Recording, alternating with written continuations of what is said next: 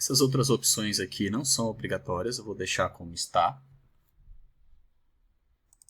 E vou salvar o meu CSV. Então vamos lá, vou aqui em salvar. Salvar como. Procurar. Vou deixar aqui downloads.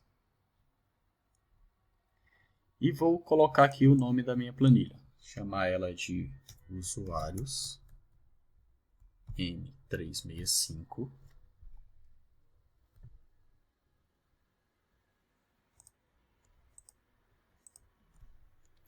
Aqui acho que eu já tenho um arquivo com esse nome. Então vou colocar aqui traço V2. O tipo de arquivo eu vou escolher aqui CSV separado por vírgula, que é o arquivo que ele entende, e vou mandar salvar.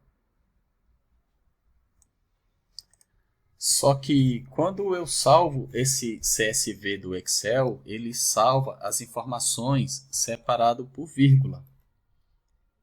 Então eu vou fechar aqui e vou abrir esse arquivo com o bloco de notas.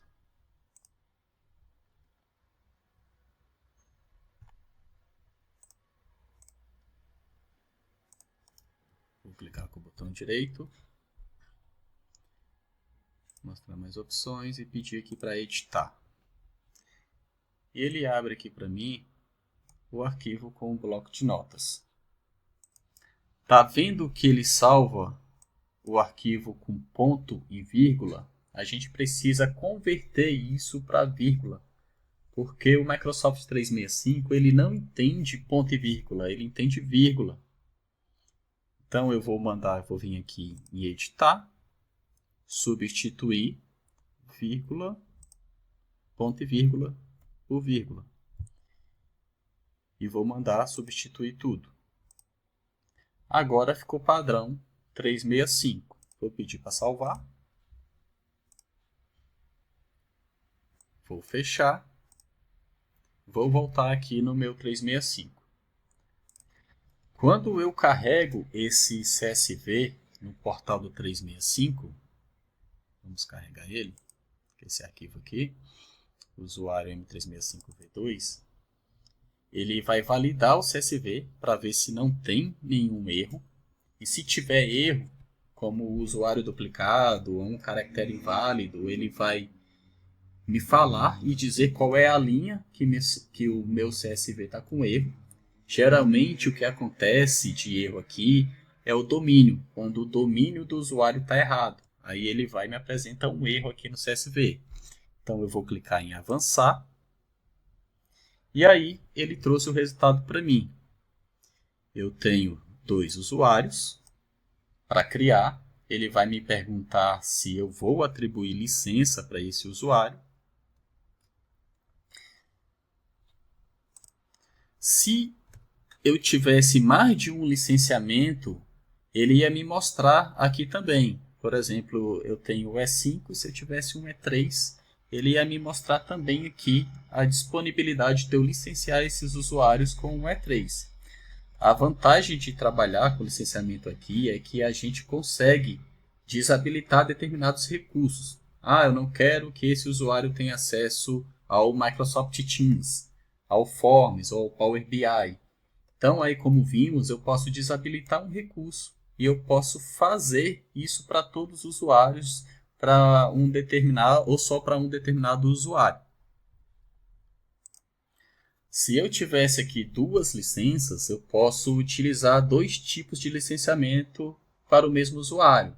Eu posso, sem problema algum, colocar uma licença E5 e E3. Por exemplo, a licença do Exchange Plano 1.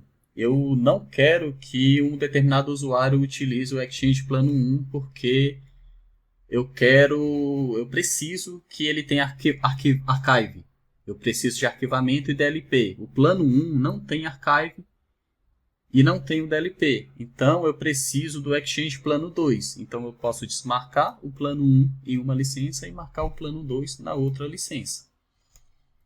É simplesmente isso que eu vou fazer. Outra coisa, vamos supor que o usuário Douglas está com a licença Business Premium e a empresa comprou uma licença E5. Aí eu pergunto, como é que fica o processo de configuração da troca de licença desse usuário de Business Premium para E5? Você acha que eu tenho que baixar os arquivos PST desse usuário que está licenciado, fazer o backup disso e criar uma conta e substituir esses PST para essa nova conta com essa nova licença? Ou nada disso? A única coisa que eu tenho que fazer é desmarcar uma licença e marcar outra. Exatamente isso. A única coisa que você vai fazer é desmarcar a licença Business Premium e marcar a licença E5. Eu não preciso baixar PST, eu não preciso fazer backup de usuário, nada disso. Eu só tiro uma licença e atribuo a outra. Outra questão é que vamos supor que o usuário entrou de férias e eu tenho um funcionário novo na empresa e você não tem uma licença disponível para aplicar para esse usuário. Aí você decide remover a licença do usuário que está de férias para aplicar essa licença no usuário que acabou de entrar na empresa. Até o outro funcionário voltar de férias, tem que dar tempo de você comprar uma outra licença para adicionar para esse usuário. A licença ela não está sendo utilizada, então o seu pensamento é: eu vou remover essa licença, vou atribuir para esse usuário novo e até ele voltar eu consigo resolver essa questão do licenciamento. Beleza, você pode fazer isso, só que você tem 30 dias para atribuir uma nova licença para esse usuário que você removeu o licenciamento. Quando eu removo uma licença de um usuário, eu tenho até 30 dias para deixar essa conta sem licença. Passou de 30 dias, ele vai perder as informações dessa conta.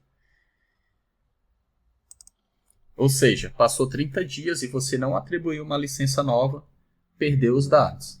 Se você não tiver a retenção legal do Exchange, já era. Não tem como você recuperar esses dados. Pode abrir chamada na Microsoft, pode chorar, fazer o que quiser, porque ele não vai conseguir recuperar os seus e-mails. Então, o limite é de 30 dias. Então, vamos seguir aqui com o procedimento. É o mesmo que já vimos. Se eu quiser, eu posso remover algum aplicativo de algum usuário. A localização também ele já traz aqui para mim. E ele mostra aqui em cima também que são 2 usuários que vão ser criados com o meu CSV. Eu vou clicar em avançar. Ele traz a revisão dos usuários que vão ser adicionados. E vou clicar em adicionar usuários.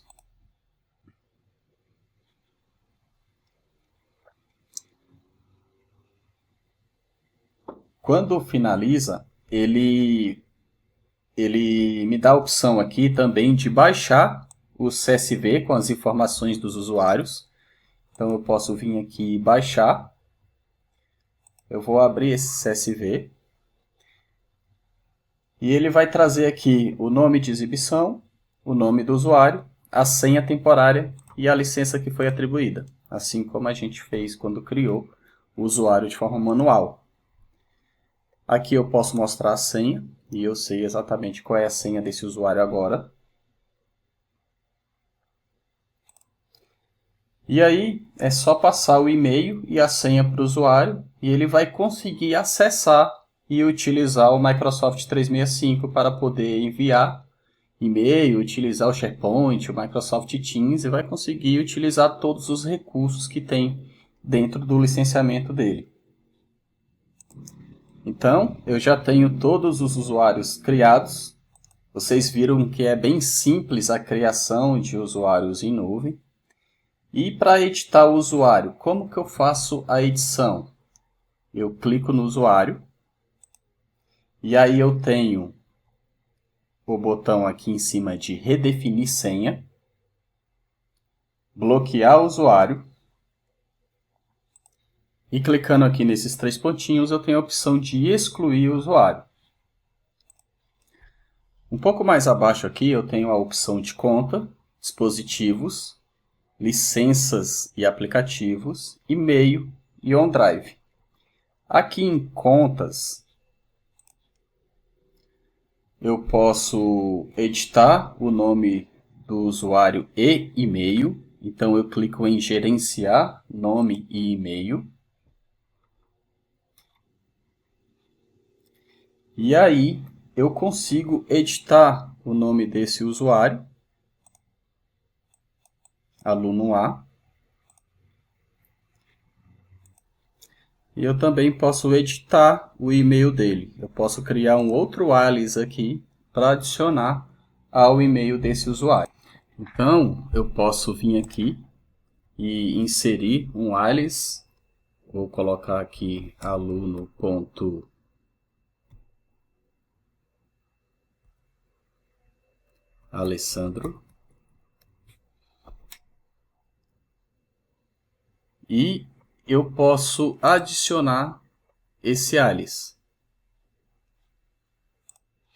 Adicionado esse alias, ele também consegue receber e-mail como aluno.alessandro, e eu também posso clicar aqui nesses 3 pontinhos e alternar esse alias para ele ser o SMTP principal do usuário. E aí eu posso definir quantos alias eu quiser para que esse usuário receba e-mails nessa conta. O licenciamento é um só, mas ele só vai poder receber por vários alias diferentes. Para enviar, ele vai conseguir enviar somente por um. Então, vou clicar aqui em salvar.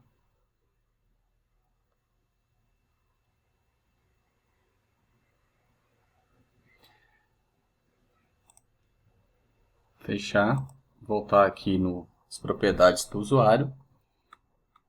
E eu consigo ver os logs de entrada dos últimos 30 dias do usuário. Todas as sessões desse usuário eu consigo consultar aqui nesses logs. Eu posso também alterar o e-mail alternativo desse usuário. Esse aqui é o campo do e-mail alternativo. Esse campo de e-mail alternativo é para quando eu tenho o SSPR configurado. É aquele usuário que esqueceu a senha e ele vai receber um código no e-mail alternativo para ele conseguir redefinir a senha. Aí você preenche o campo de e-mail alternativo para que o usuário consiga redefinir a senha dele. E aí aqui eu tenho opções de grupos, eu posso gerenciar os grupos desse usuário, eu posso gerenciar as funções administrativas para esse usuário. Se ele tiver um gerente, eu posso adicionar o gerente aqui, o nome do gerente para esse usuário. E aí, um pouco mais abaixo, eu tenho as informações de contato desse usuário. Você pode ver que aqui está o nome de exibição, nome, o sobrenome. Eu consigo gerenciar as informações de contato. Então, clicando em gerenciar informações de contato, ele vai me trazer a opção para eu conseguir editar o nome, o sobrenome, o cargo, o departamento. Então, eu consigo preencher todos esses dados aqui na edição do usuário. Vou fechar. Vou voltar aqui na propriedade do usuário. Eu posso gerenciar também a autenticação de multifator desse usuário. E aí, quando eu clico em gerenciar, a gente vai ser direcionado para o portal do Active Directory Azure. Você pode ver aqui que é aquela mesma URL que eu já mencionei. Vamos fechar. Eu já falei aqui da função administrativa, né? Eu posso atribuir qualquer função administrativa para esse usuário, ou até mesmo remover uma função, um acesso global, e ele tem todas as funções administrativas, então ele pode fazer tudo no Tenant, excluir um usuário, criar um usuário, atribuir permissão. remover permissão, excluir um domínio. Então, essa função aqui administrativa, a gente clicando aqui nela, a gente pode dar a permissão que a gente julgar necessário que esse usuário precisa ter. Uma função bem legal é que você pode configurar o acesso administrativo com uma função mais limitada, porque são vários níveis de administração. Descendo aqui a barra de rolagem, você consegue ver e dar as permissões por categoria, e ele vai te mostrar todo tipo de colaboração. Por exemplo, se o colaborador ele vai administrar o Exchange, você consegue dar somente a permissão para ele gerenciar o Exchange. Se ele for administrar também o Power BI, você dá a administração aqui do Power BI. Ou se ele for administrador do Teams, você marca aqui como administrador de comunicação do Teams. Eu tenho um profissional que ele atende só Exchange, então eu vou dar permissão para ele só de Exchange. Então aqui eu consigo ter essa separação de permissão e dar acesso somente o que realmente é necessário. Não tem necessidade de todo mundo da TI ter o acesso de Global Admin, sendo que eu tenho a possibilidade de fazer essa permissão por segmento. E se você reparar, do lado de cada função administrativa eu tenho um círculo que tem a letra I dentro, e quando eu coloco o mouse em cima, ele me traz a informação sobre a função que eu estou apontando. Por exemplo, aqui o administrador do Exchange, ele está falando que essa função ele vai dar acesso total a criar e gerenciar grupos, gerenciar solicitações de serviço e monitora a integridade do serviço. Então, cada permissão, cada nível de permissão aqui, ele vai dar uma explicação sobre o que essa permissão faz dentro do Tenant. Vou fechar. Vou sair sem alterar. Deixa eu voltar aqui na propriedade do usuário. Eu posso clicar aqui na opção de licenças e aplicativos. E aí ele vai trazer para mim as licenças que estão aplicadas a esse usuário. E o que de recurso está ligado ou desligado. Então você pode ver aqui que está ligado ao Exchange, está ligado ao Microsoft Apps, Microsoft Teams, o SharePoint. Se eu quiser alterar a licença dele, eu posso clicar em exibir produtos. E aí ele vai trazer para mim a licença que esse usuário tem. Quando eu clico aqui na licença do usuário, ele vai me trazer todos os aplicativos e serviços que estão ligados a essa licença. Então eu posso vir aqui, por exemplo, e desabilitar o Forms para esse usuário, clicando aqui em desligar. Eu clico em salvar e ele faz essa alteração para mim. Eu posso remover completamente a licença do usuário. Aqui em atribuir licença, eu desligo essa flag e clico em salvar. E esse usuário ele deixa de ser licenciado. Ou eu posso selecionar o recurso que eu quero ligar aqui nessas opções que eu tenho à esquerda, somente para esse usuário. Eu clico em ligar e ele vai ligar todos os recursos que estão selecionados. Vou voltar, não vou salvar. Perdão, tem desejo sim. Voltei, vou voltar mais uma tela. Aqui em e-mail, eu posso gerenciar as permissões da caixa de correio do usuário. E aí eu tenho aqui as permissões da caixa de correio. Eu tenho a permissão de enviar e-mail dessa caixa de correio, mas essas permissões a gente vai ver na aula lá de administração de Exchange. Resumindo, as permissões de acesso a mailbox, um exemplo bastante prático e que acontece muito para quem trabalha na consultoria, quando o funcionário ele sai da empresa, a gente não deixa a licença lá atribuída ao usuário, porque essa licença ela tem um custo mensal para a empresa. A gente também não faz um redirecionamento de e-mail, porque a gente entende que redirecionamento de e-mail é duplicação de dados, porque vai ficar um e-mail na caixa de entrada do destino, do usuário que saiu da empresa e outro na caixa de entrada de quem ficou responsável por ler os e-mails daquela pessoa que saiu da corporação. Então, o que é comum a gente fazer? A gente converte essa caixa desse usuário em uma caixa compartilhada, porque a caixa compartilhada ela não precisa consumir licença. Então, a gente remove a licença desse usuário e faz a configuração de acesso total à mailbox da caixa desse usuário. Por exemplo, o aluno A ele foi demitido da empresa e o Douglas ficou responsável por olhar os e-mails do aluno A.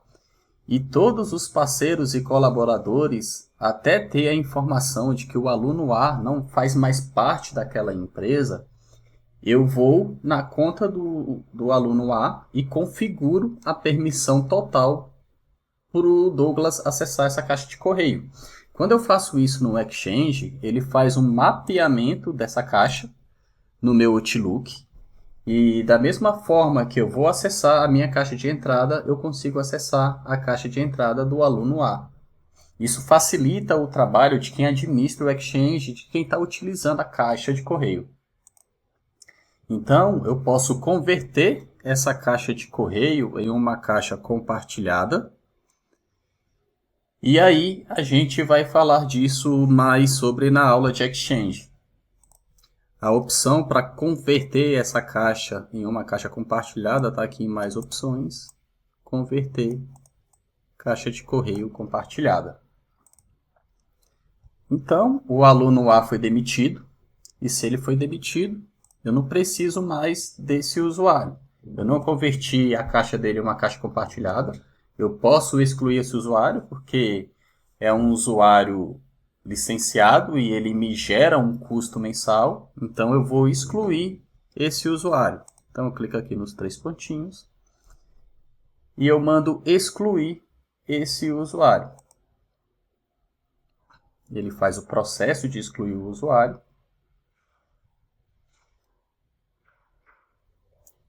Eu mando excluir.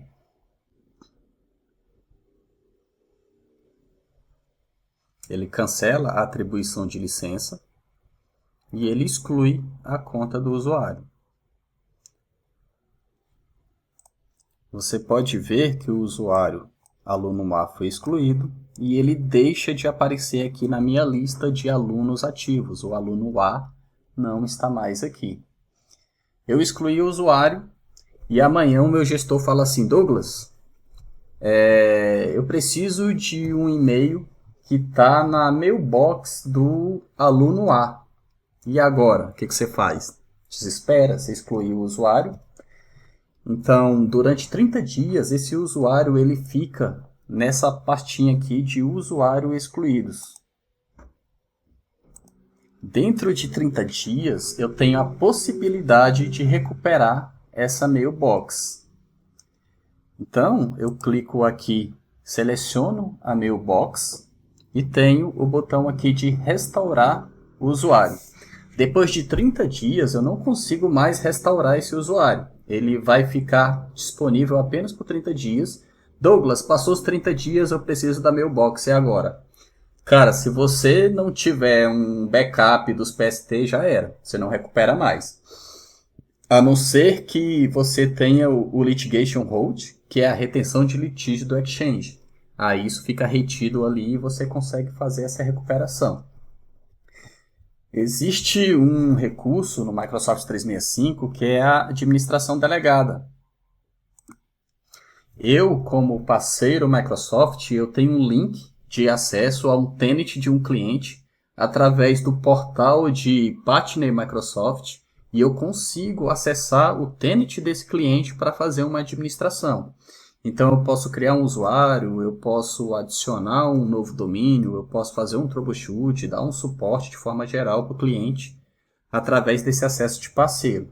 Só que o meu cliente ele precisa autorizar para que eu consiga acessar o tenant dele como parceiro Microsoft.